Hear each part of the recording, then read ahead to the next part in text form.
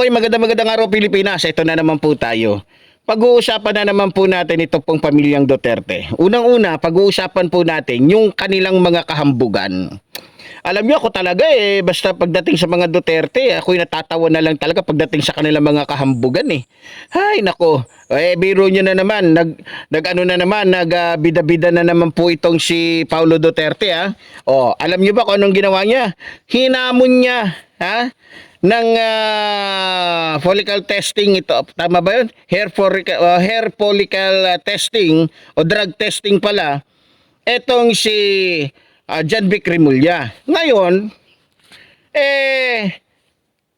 kumagat, lumaban, pumayag si John Vic Remulla. Ang problema ngayon mga minamahal ko mga kababayan, Diyos ko po, talagang basta mga Duterte talaga, malakas lang manggulat, malakas lang kumbaga malakas lang mga hamon, pero pag kinagat mo o tinanggap mo yung kanilang hamon, umaatras sila, kumbaga sanay lang silang manakot.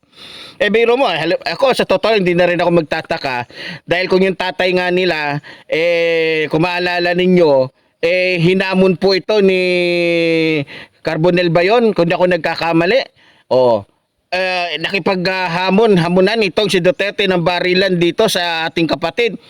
Biro mo, nung kumagat na, barilan daw. Ay naku. Nasaan si Duterte? Nasaan na yung matapang na Duterte? Duwag. Umatras. Naging binabae. Kasi sanay lang naman siya magtapang-tapangan dahil may mga tuta, aso na nasa likuran niya na handang kumagat para sa kanya. Pero yung sariling tapang niya wala. Kaya hindi na rin ako magtataka kung bakit ganito rin yung mga anak kagaya ni Baste na isa ding bakla. No? Biro mo, hinamon si Torre kung ano-anong paghahamon ang ginawa. O ngayon, nung kinasahan, nasaan si Baste? Anak naman talaga ng teteng. Talagang lahi. Basta mga Duterte talaga, mga duwag. Basta tatak Duterte, duwag. O tingnan nyo ngayon. Ito, hindi na ako magtataka. Si Sara Duterte, ganun din. Kesyo, handa akong humarap sa ganito, sa ganyan. Pag nandiyan dyan na, nasaan na? Nasaan na si Sara Duterte? Tumatago, umaatras, tumatakbo. Yan ang tatak mga Duterte, mga duwag. Ngayon, si Paulo Duterte, ang lakas maghamon. Ngayon, kinagat ngayon ni John Vic Remulla yung kanyang hamon. Nasaan ngayon si Paulo Duterte? Nagbibisi-bisihan na naman. Magrarason-rasunan na naman kung ano-anong irarason.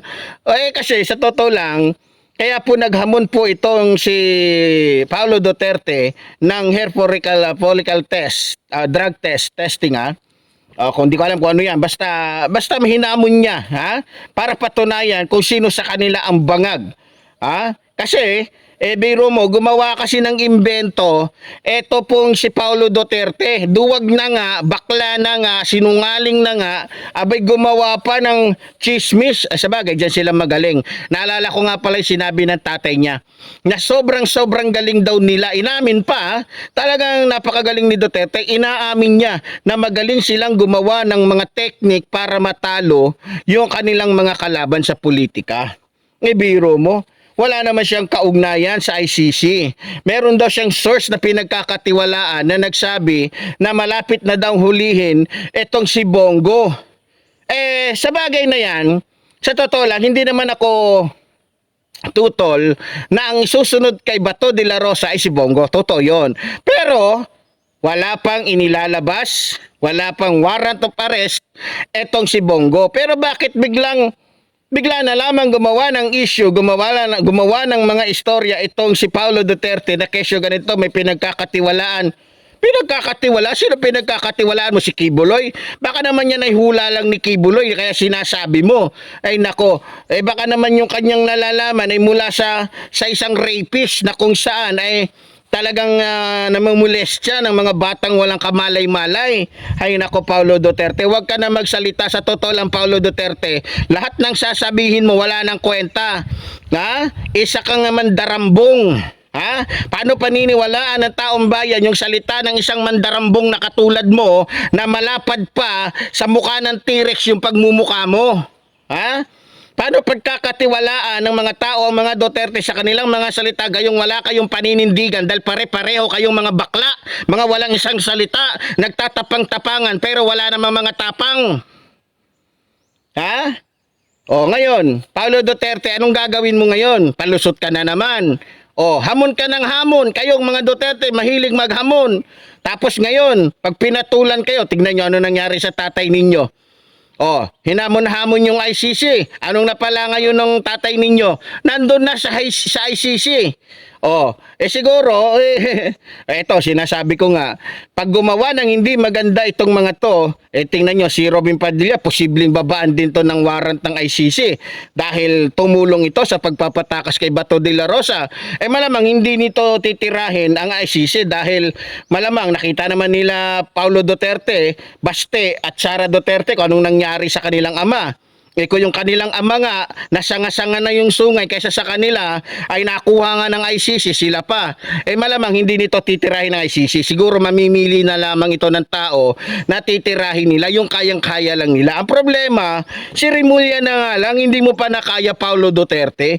Hamon ka ng hapon, hamon ka ng hamon, tapos ngayon, talaga kayo. Wala kayong pinagkaibang magkakapatid. Pare-pareho talaga kayo ng mga karagas. Puro kayo mga hambog. Puro kayo mga sinungaling. Puro lamang kayo mga salita. Walang isang salita. Kung sa bagay, ano ba naman ang kasinungalingan para sa mga Duterte? Ang kasinungalingan para sa mga Duterte ay likas na sa kanila. Dahil yan ang ginamit nila para manatili sila sa mga pwesto nila. Yung pagiging professional na sinungaling nila. Diyan naman nila nagoyo yung mga Diyan nila nagoyo o naloko o nabudol yung mga taga Davao sa sobrang galing nilang magsinungaling o sa sobrang galing nila na kumbaga magpaniwala sa mga tao. Alam niyo naman, samahan pa ng kanilang mga kadramahan, samahan pa ng kanilang mga kaartihan, dami basta.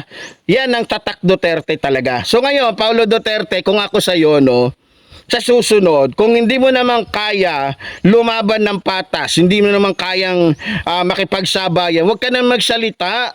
Ha? Huwag ka na makipagsalita. Ang kayang-kaya mo lang naman yung mga katulad nung binugbog mo dun sa bar na kung saan isang bugaw lang. Yun lang naman ang kaya mong banat-banatan Yun lang naman ang kaya mong bugbugin Palibasa, punong-puno ka ng mga gwardiya sa likuran mo na kung saan kasama mong nagpapakasasa sa pera ng taong bayan na ninakaw mo. Ang kapal talaga ng pagmumukha nito. Kaya sa susunod, tandaan mo to, Paulo Duterte. Huwag ka na uling maghahamon. Puro kayo hamon. Kung ako sa inyo mga Duterte, manahimik na kayo. Malapit na ang katapusan ninyo. Yan lang ang masasabi ko. So muli po, tulad po rin sinasabi niyong lingkod, mabuhay po ang ating inang bayan, mabuhay po nagmamahal sa ating bayan. Maraming salamat po.